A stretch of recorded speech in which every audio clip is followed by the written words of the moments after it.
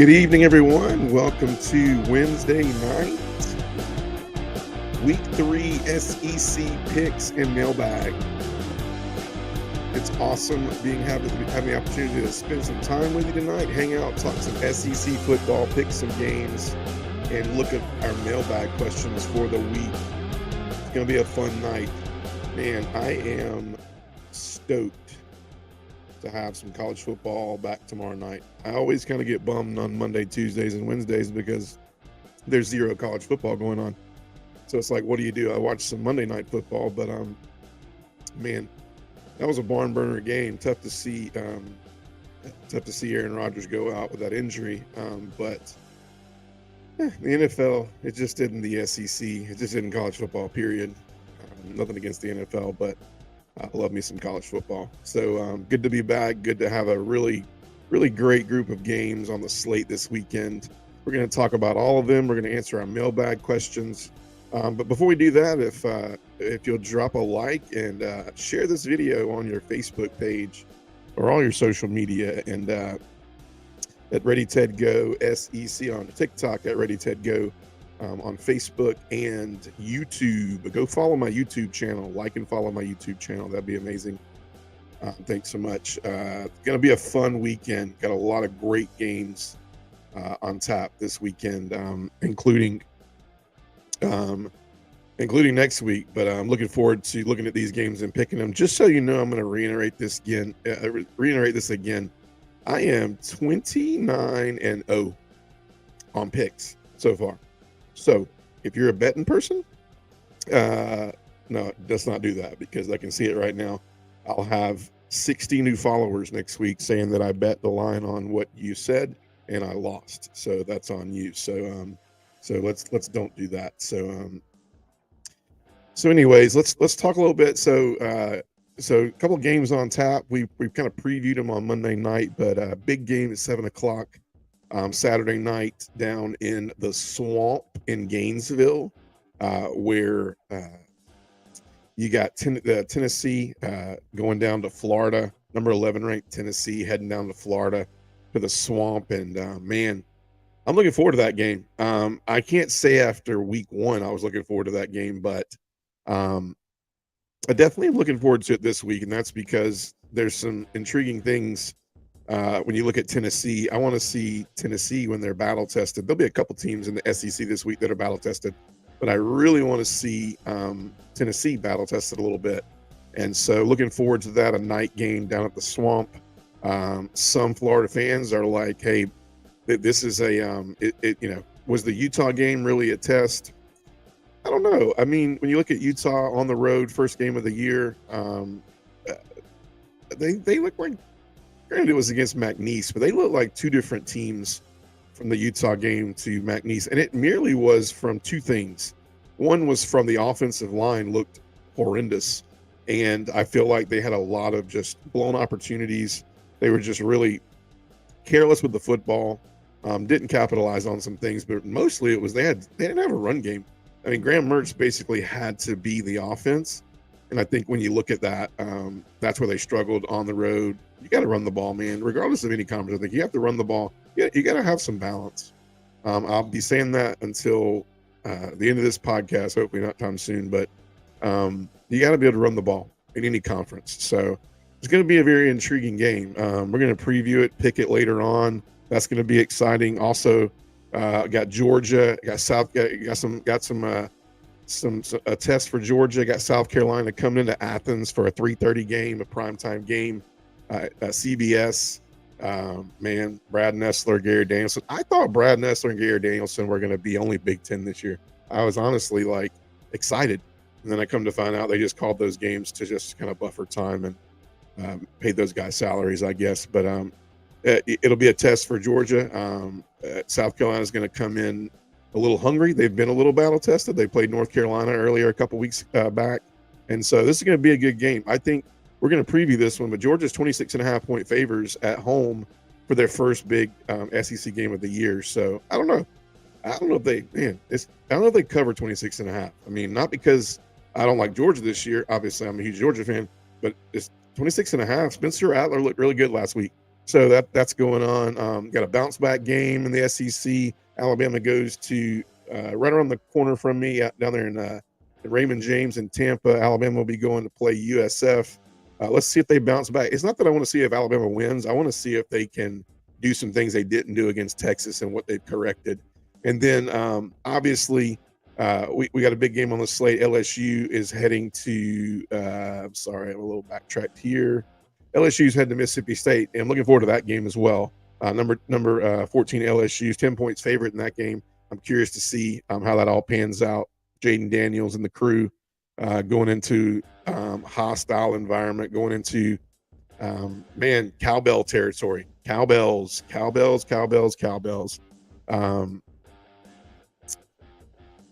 Leander Richmond says if we get in a shootout, it could get ugly. Let's hope our defense. I agree with that.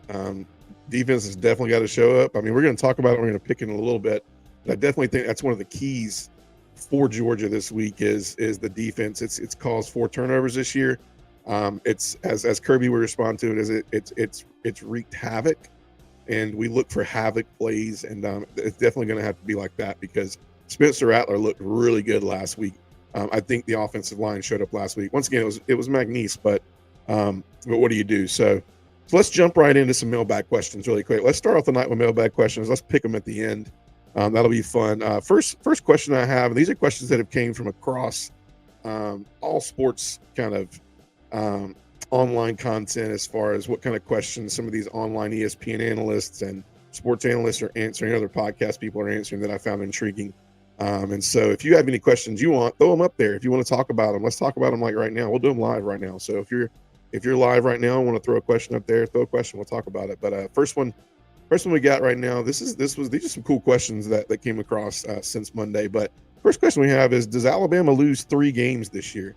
I thought this was a pretty intriguing question. I had to think about this one. I had to go pull their schedule. And I pulled their schedule, and let me tell you why this might be true. It might be true because they still have Ole Miss, they still have Tennessee, they still have Auburn, and they still have LSU on their schedule.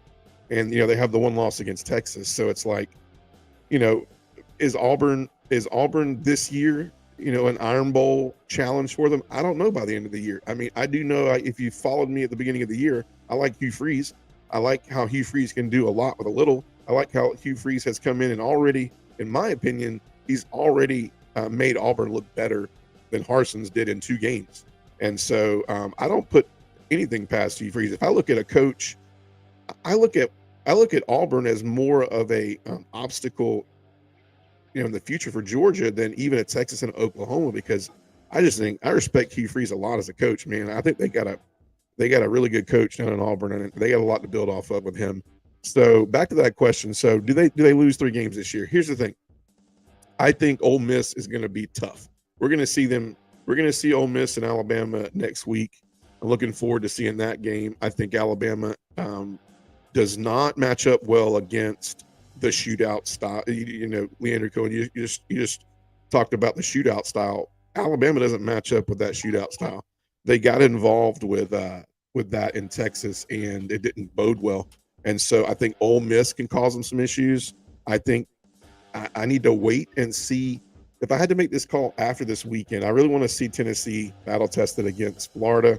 I don't think Auburn is going to beat Alabama this year, and I don't think LSU is going to beat Alabama this year. So it would have to be Ole Miss or Tennessee would have to lose both of those games.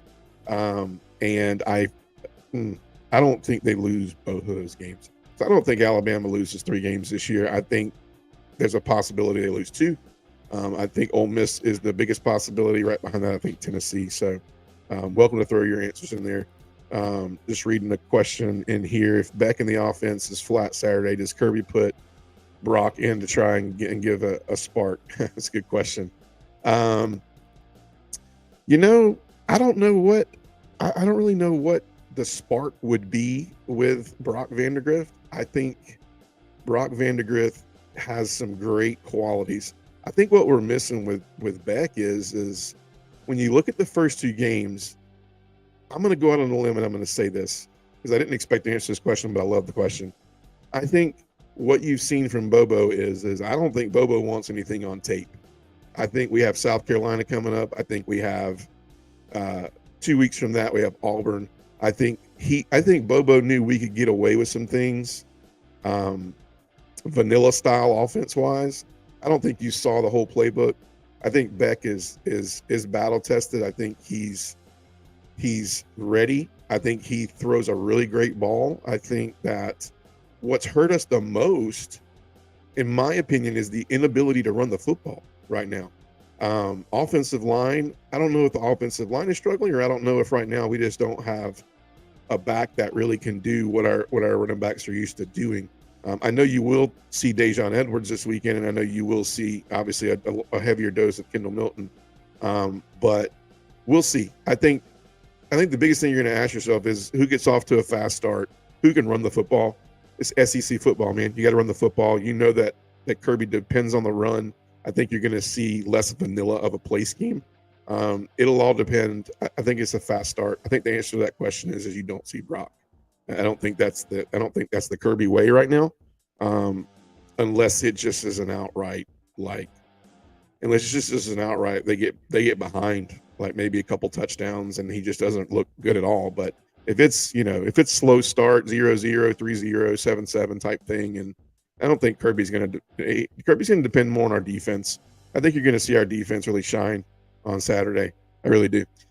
Next question: does Florida finish higher in the East than LSU does in the West? Now, I picked LSU at second. I had my SEC West pick for finishes were LSU finishing second.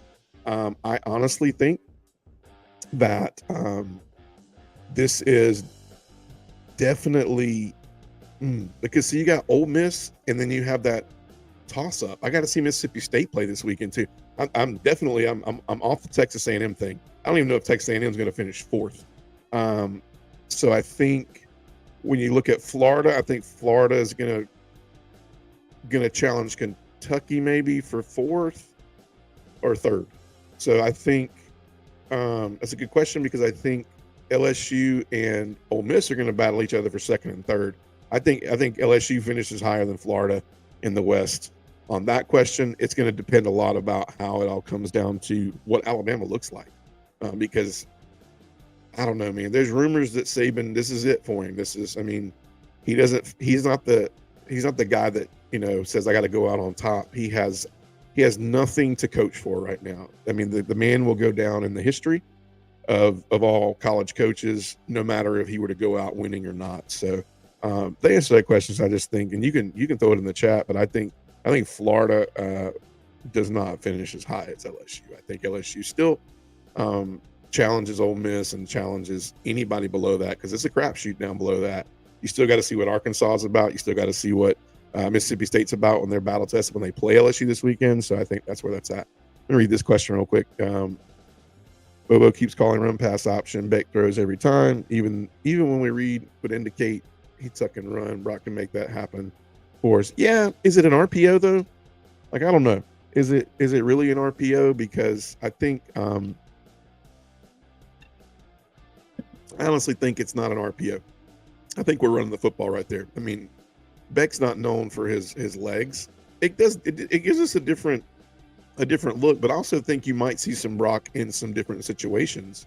Kind of Justin Fields type thing back when Fields and Fromm were in there. I mean, you could see that, but I don't think Kirby did that in the first two games because it really didn't call for it.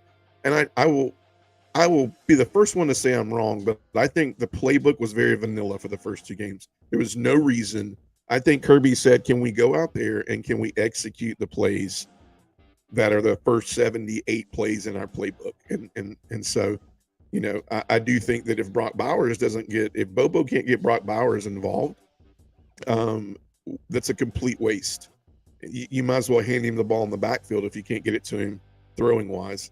And if he doesn't have two people on him, you got to get the ball to him because he's going to win that battle every time. But I won't go too far deep in that because we're gonna touch base on that game in a little bit. Third question is the Pac-12, which is dissolving next year, is it more talented than the SEC this year? This is a question. This is a hot topic all over sports right now, all over college sports. The Pac-12 is literally dissolving next year. You have most of them going to other conferences, most going to the Big Ten. which will now be the Big 20 or something like that by the time we get done with it. But right now, if you look at stats alone, the SEC has 5 ranked teams, and the Pac-12 has 7.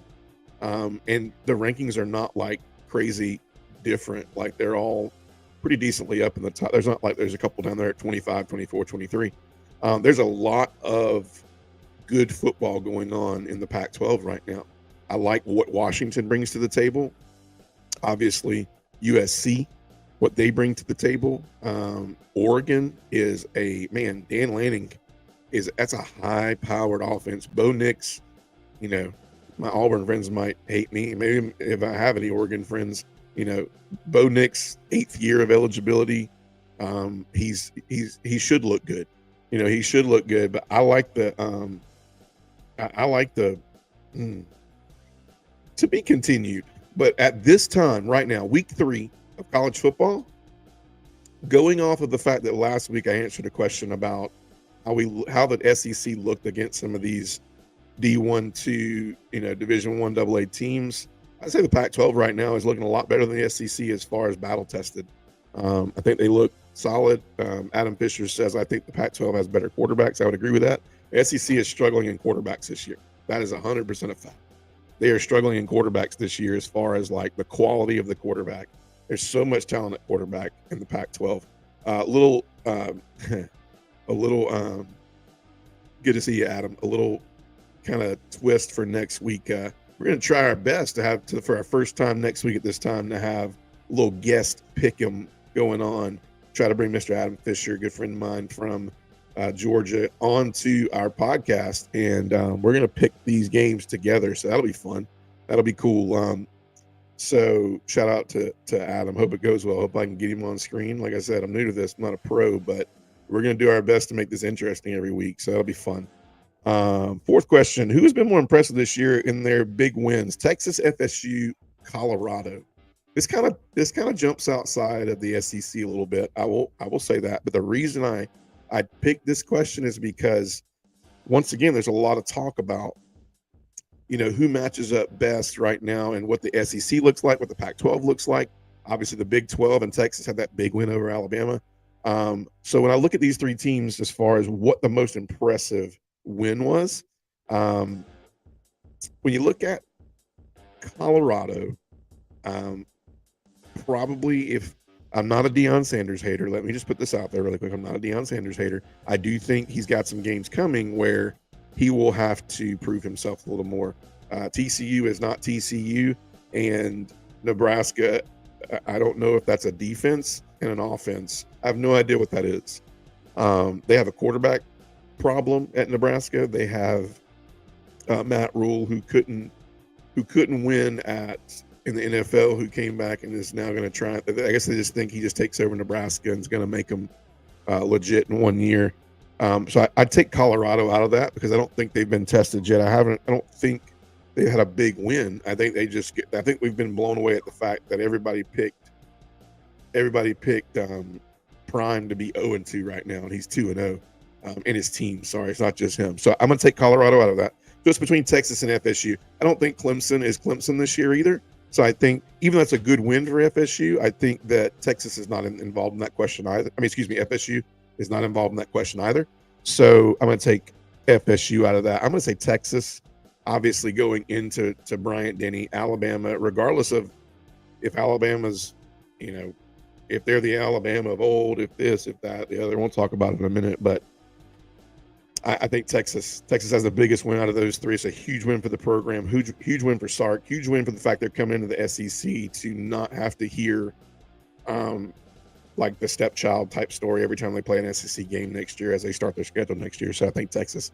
5th question: more likely to win the Heisman from the SEC. This came from CBS Sports. What was this guy's name? This was a cool question though. More likely to win the Heisman from the SEC: Spencer Rattler, Joe Milton, Brock Bowers. Newsflash, I heard the answer for this question earlier, and I don't agree with what the answer was. Somebody said that apparently Joe Milton can throw a football 105 yards. That's not going to win the Heisman. But the talk was inside the Heisman conversation. That's not going to win the Heisman for you. Secondly, I need to see Joe Milton look good against Florida. That's what I need to see. I need to see what you need to answer this weekend is Tennessee throwing the ball because is Tennessee running the ball because Joe Milton can't effectively run the offense and be leaned on like a Hendon Hooker was, or are they really that good at the run and you're just going to see the pass come out? And if those two things link up, it's not going to be good for Florida. It's not going to be good at all. So I'm taking Joe Milton out of that. Spencer Rattler, man, I don't want to eat my words on this one. He looked really good against the team they played last week. I think they played McNeese. He looked really good. He's 25 for 27, man. That's hard to do against anybody. It's hard to do against any team that lines up and you throw 27 passes.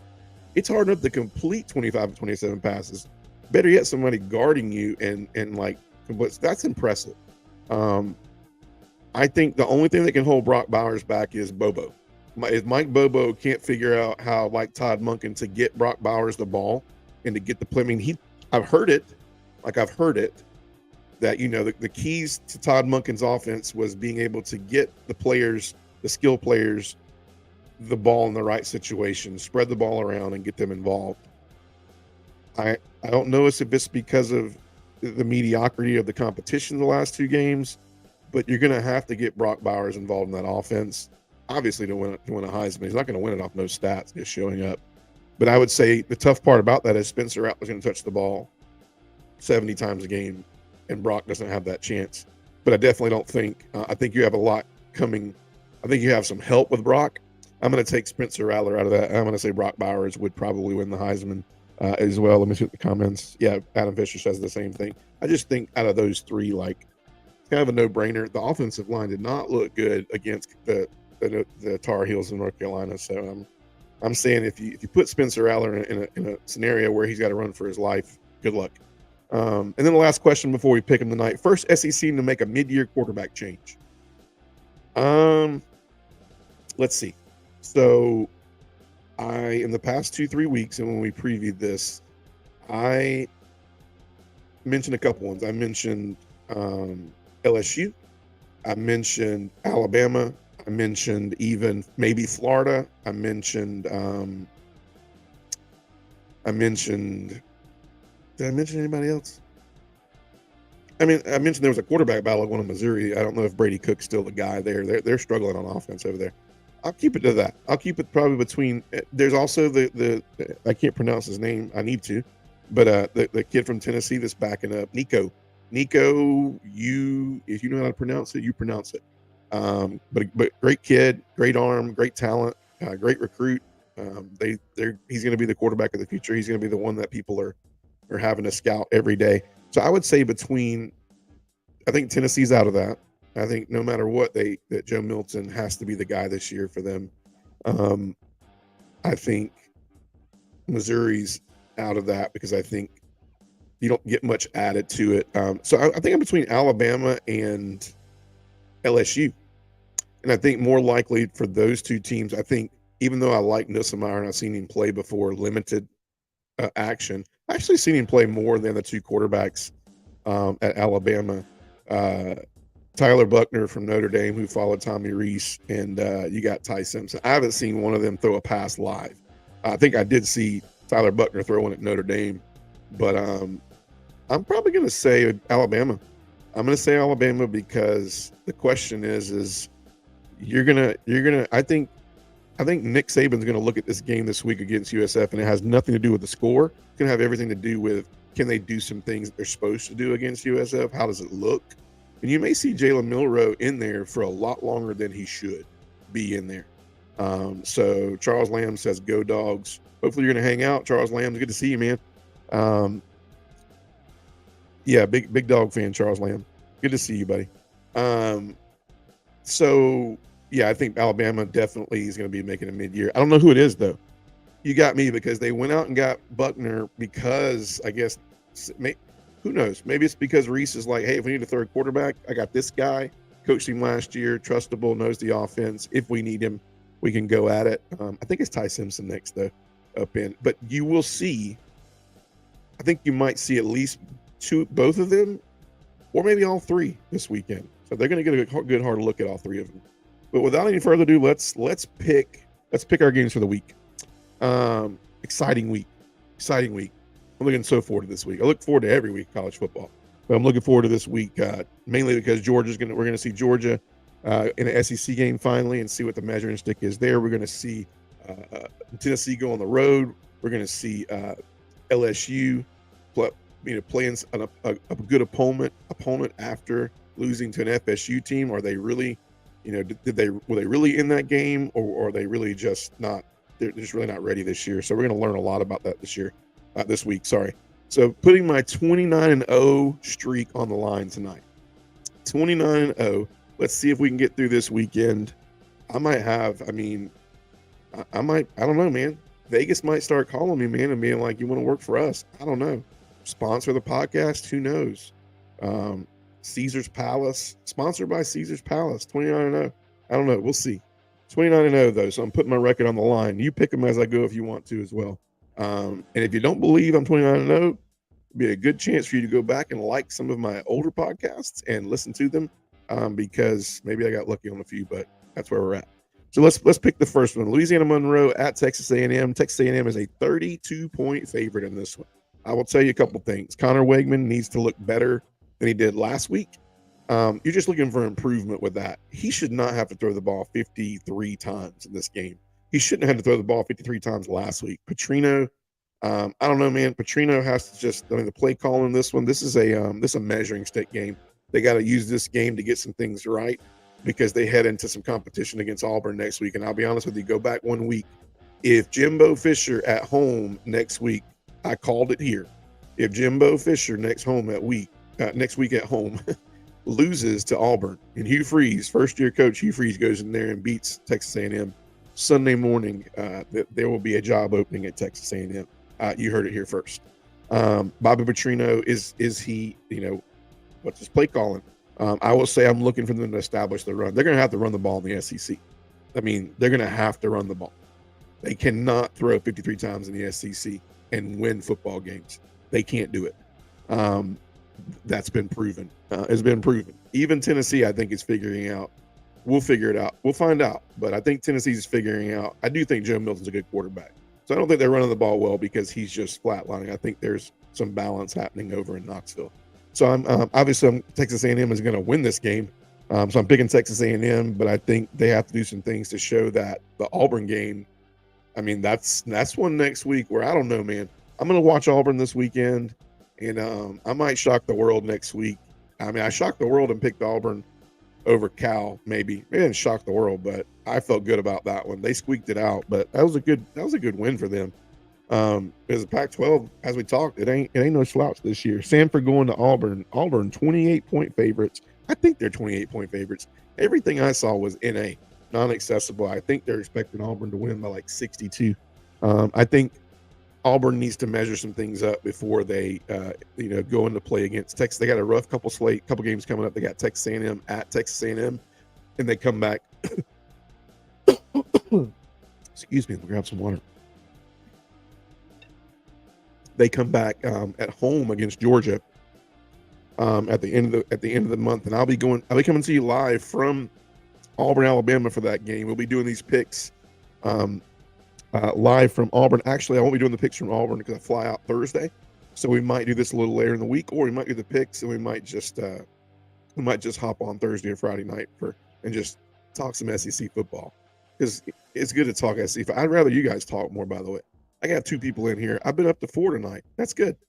So I'd love for you guys to talk it more. So yeah, I got Auburn big in this one. I think, Auburn uses as a measuring stick. Is Peyton Thorne, is he going to look like an SEC quarterback? I mean, I don't know. I mean, they have 0 wide receivers with more than 100 yards receiving right now, but they do have multiple backs that's running the ball very well, very balanced. They got 2 or 3 running backs that are running the ball really well, but they have no rusher over 100 yards right now, and that's Hugh Freeze he does throw the ball, but if you remember correctly in his Ole Miss days, he had great balance to produce some of those numbers he had at Ole Miss. I got Auburn big in this game. Whatever the spread is, they cover it, unless it's like 70 or 80, they don't cover that. But I think Auburn wins big at home. Vanderbilt at UNLV.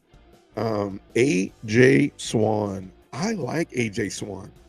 Like, this guy's kind of under the radar. Have you guys watched the Vanderbilt game? No, I watched like week 0 of Vanderbilt in Hawaii, and they were all fighting for their lives on that game. And that was, week 0, things of that nature. But I like AJ Swan, 766 yards passing. Now, granted, you can say they haven't played anybody, but Arizona's not horrible. Arizona has an improved defense, in my opinion. Hawaii, they're pretty terrible. And obviously they faced some pretty good competition in Wake Forest last week. But the offense hung with them. I think the offense is going to be the deciding factor this year for Vanderbilt. They have a brutal slate later on. So if they don't get their wins in now, they're not going to get them in. So I see your pick down there, Adam Fisher. I'm with Adam on this one. I got Vanderbilt in this one. They're 4.5 point favorites in this game. On the road, Swan leads the SEC. And dude, I like AJ Swan, man. They got multiple receivers with over 100 yards receiving. Patrick Smith, Cedric Alexander combined 274 yards rushing so far. Like, who is this Vandy? Clark Lee, man. Is Clark Lee is what's the difference with Clark Lee and Vandy right now? I will tell you, we might not be saying this later on in the year because they have a just daunting gauntlet. The last, from game 6 on, it's just a gauntlet. They could go from hero to -0 by the end of the year. But I got Vanderbilt in this one against UNLV on the road. BYU at Arkansas. Arkansas is a 10-point favorite. This is an interesting game. KJ Jefferson. The good thing about KJ Jefferson, 382 yards passing, 0 interceptions. That's the KJ Jefferson you like to see. If Arkansas can limit mistakes this year, Arkansas is going to have a better result this year. The line's always going to be solid. Pittman's the line guy. Defense is causing some turnovers. Defense is causing turnovers right now, man. They got 2 turnovers that were returned for TDs this year. So they're putting points on the board on the defensive side of the ball. I like Arkansas in this one. I think they cover because this is not the old BYU. This is not the BYU of old. They got to come into Arkansas. Woo pig, Adam Fisher says, yeah. So I got Arkansas covers on the 10-point spread. Akron at Kentucky. Kentucky's 25 points favorites. Devin Leary's thrown for 540 yards passing. The 2 interceptions. 2 interceptions, but you might be like, well, it's just 2 interceptions. They haven't been in a lot of games for more than a couple quarters. They haven't really played anybody. And he's got 2 picks.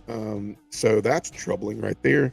But Kentucky, man, they're rushing right now. They got 540 yards rushing right now between Robinson, Key, and Brown. Key with this one is you want to see Kentucky get started fast. They've gotten started a little bit slow the past few weeks against teams that are not that great. And it's not giving them a really good look at what they're doing. Kind of a side note on this, offensive coordinator Liam Cohen is out of the hospital and will coach this game. They were questionable if they would have their offensive coordinator. I'm just catching that before I came on, so I'm not sure what he was in the hospital for.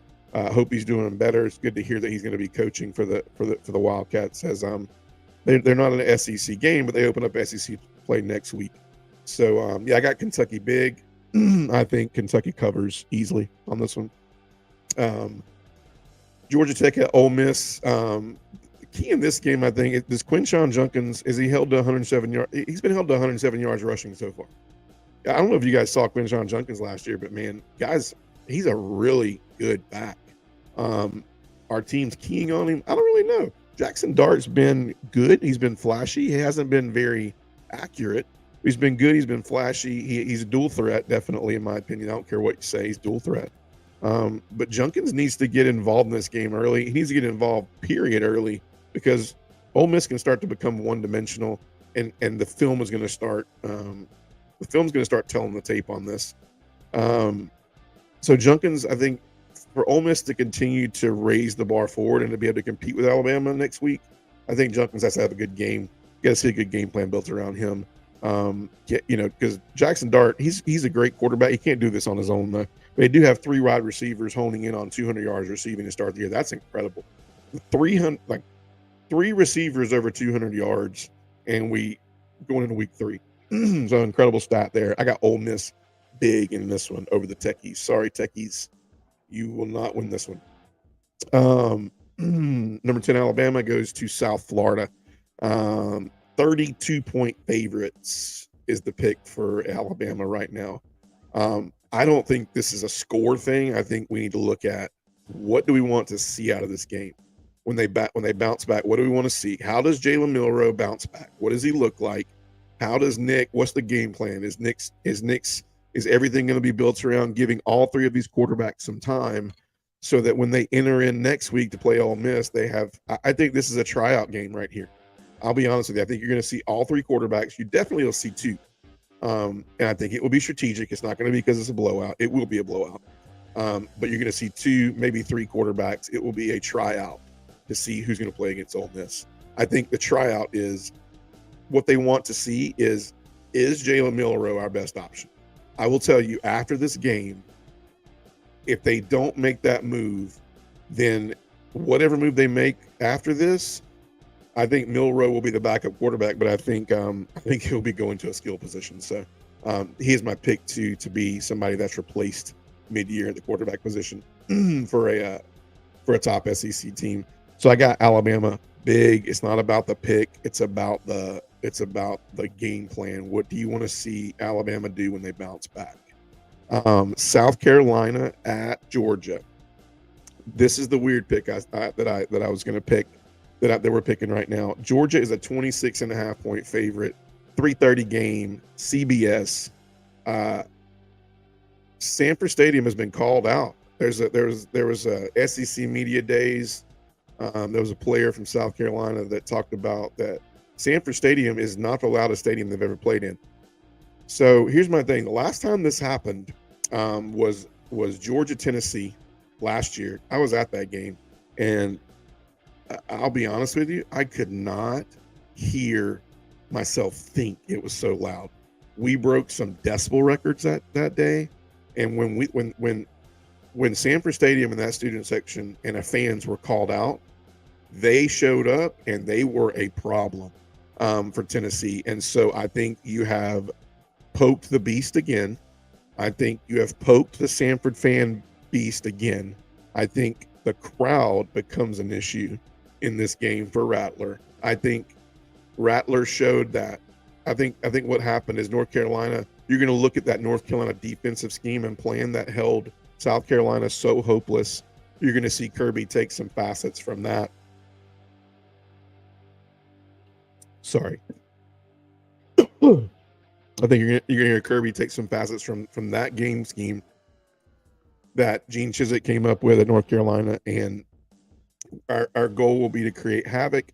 If we create havoc, Rattler has to run for his life and not be in control of the offense, but be trying to just get something done with what he's left with in the offense.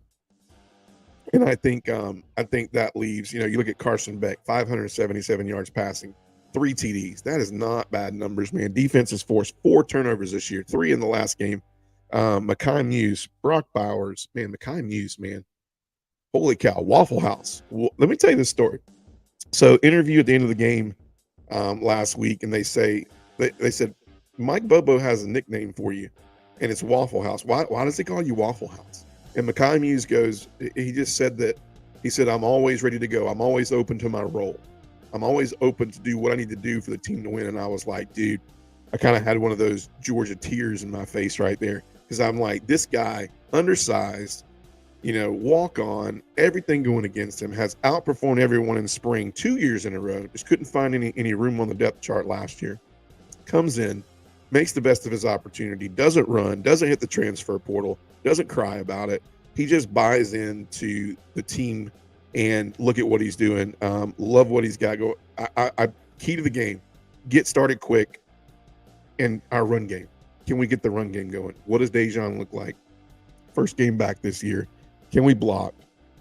Is this vanilla scheme turned to something that's being dialed up and strategic? I'm interested to see how our offense comes out if we get going. I think earlier Leander Cohen said if it's a shootout, it's going to be tough, and I agree with you. Spencer Rattler was 25-27 last week. That's scary. The team that starts quick, it's interesting if one of these teams starts quicker than the other.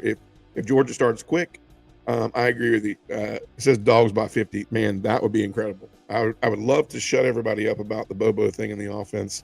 I think 26.5 for Georgia. This is a trap. This is a trap game for anybody betting against this. I think Georgia wins. I don't think they cover. I don't think they cover. I think they win, but it's not going to be about 26.5 points. First SEC game of the year. The thing I think that will keep us from that, the thing that keeps me from that is I haven't seen the run game yet. I can't call that right there, that 50 points right there, Adam, without seeing the run game. I got Georgia. I got them 3 touchdowns. I'll be happy with 2. 3 touchdowns though. So yeah, Georgia big. Number 14 LSU at Mississippi State. Jaden Daniels. Here's a game.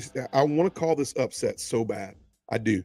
But I think LSU is a little more battle tested right now than Mississippi State. Mississippi State came out dragging around a little bit after they drug around a little bit in the FSU game, and they drug around a little bit. Score doesn't really tell the tape on the Grambling game.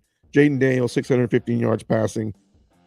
Can they be balanced? I mean, they were balanced last week against Grambling, but they had a tough time running the ball against Florida State. And then can Mississippi State continue to impose their will running the ball? Mississippi State hasn't ran the ball this good in years. I mean, in years. And if they can be balanced, that's where this game gets iffy. I will say that the 10 points the LSU has is troubling because they're going to Mississippi State. It is a 12 o'clock game. I would tell you, I call upset on this game if it was a night game in Starkville with the Cowbells, but it's not. It's a 12 o'clock game. So I'm giving LSU, but I'm not taking the 10 points. I think LSU wins, but I think it's a touchdown, field goal type thing. I think Mississippi State's ready to play. So, yeah, Brian Kelly, man. Telling you guys, I don't like Brian Kelly. And it's not personal. The guy he just rubs me wrong, man. He just rubs me wrong. Anyways, so I got LSU does not cover, but wins that game. If you put me at home with LSU, they definitely cover. But 12 o'clock game, Cowbells, going to be hot in Mississippi. But to give me a night game with the Cowbells, man, that's an incredible environment down in Starkville. But I got LSU in that one. Kansas State at Missouri. Kansas State got 5.5 points on this. Luther Burden. I wish Georgia would have got Luther Burden, man. I like Luther Burden. He's a really exciting kid. We got Dominic Leverett, though, so we'll take that. I like Dominic Leverett, too. I like Dominic Leverett better, really. I think Leverett's a tough, gritty kid, man. But I like Luther Burden, too. Can he continue to be found? Can they continue to keep him in the game? He's the only bright spot on offense for him right now.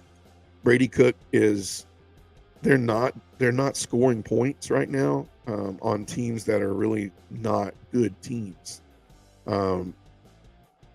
They were called out this week by their coach publicly about needing that productivity, but yeah, K-State definitely goes into Missouri, covers easily.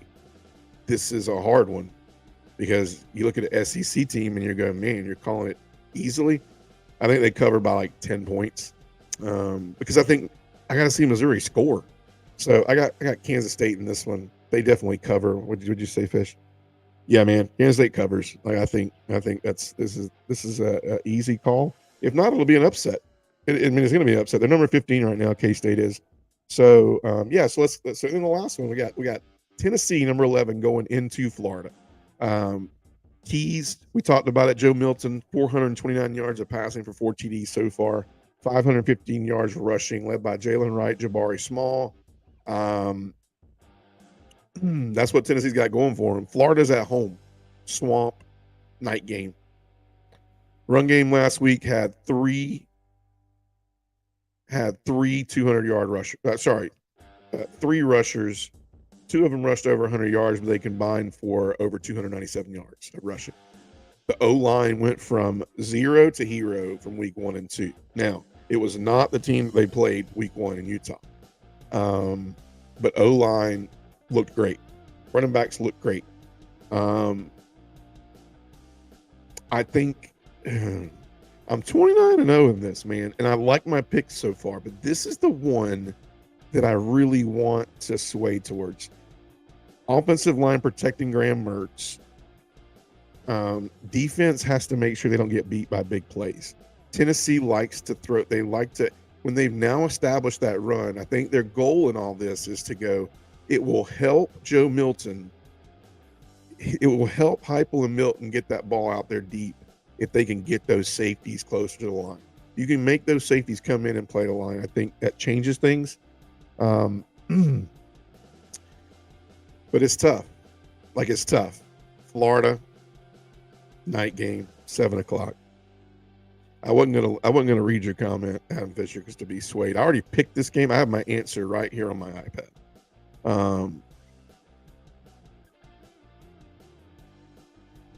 I'm gonna go Florida.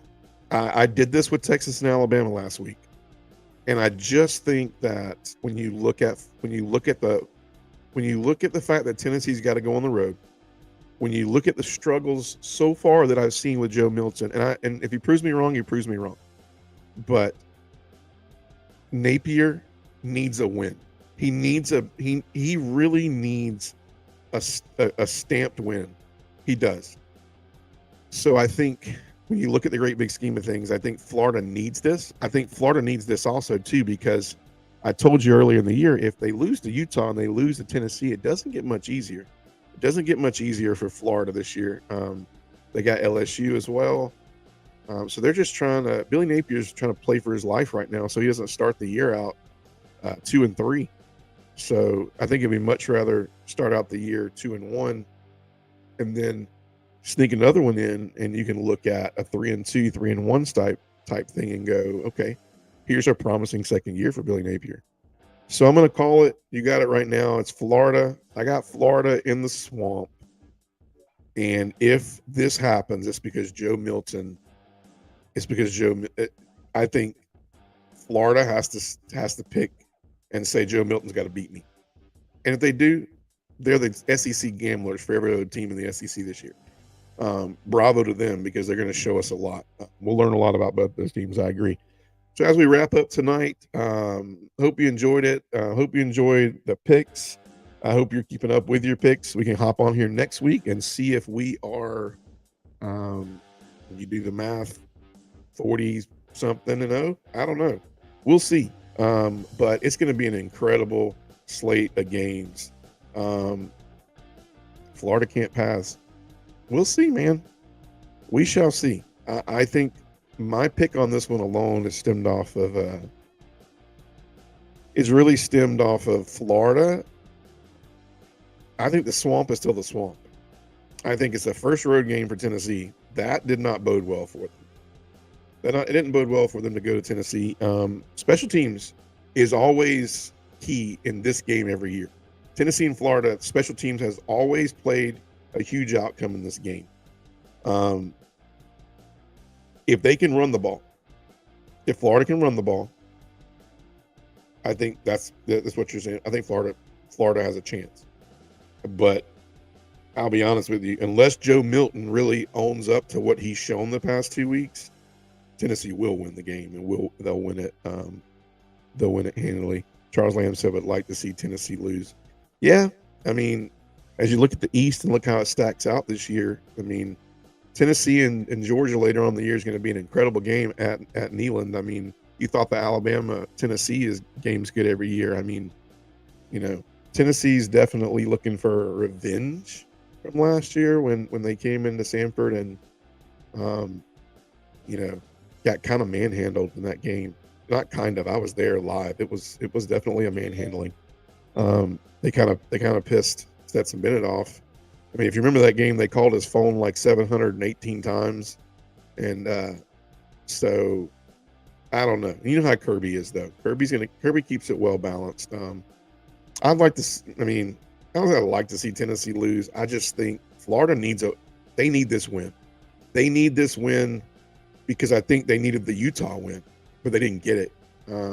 But they'd much rather, if you gave Napier the option to win this game and lose Utah, or win Utah and lose I mean, he'd want both, but I think he would much rather say, give me the win in SEC play. I like the fact that I'm battle tested on the road in Utah, playing Utah, and now I can come home and play a Florida team, and maybe we can get some momentum coming off of last week where we ran the ball really, really effectively. The offensive line was pissed.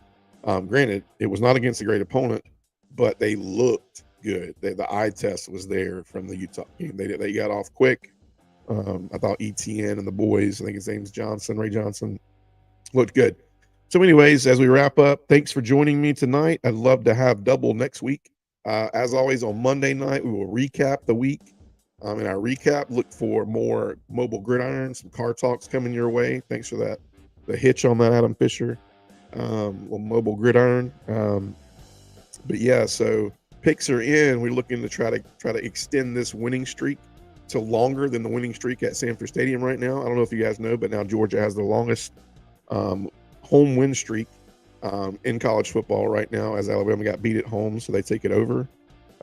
So looking forward to it. It's going to be a great weekend. Hope you guys enjoy the weekend. Watch some college football. Cannot wait. Email me.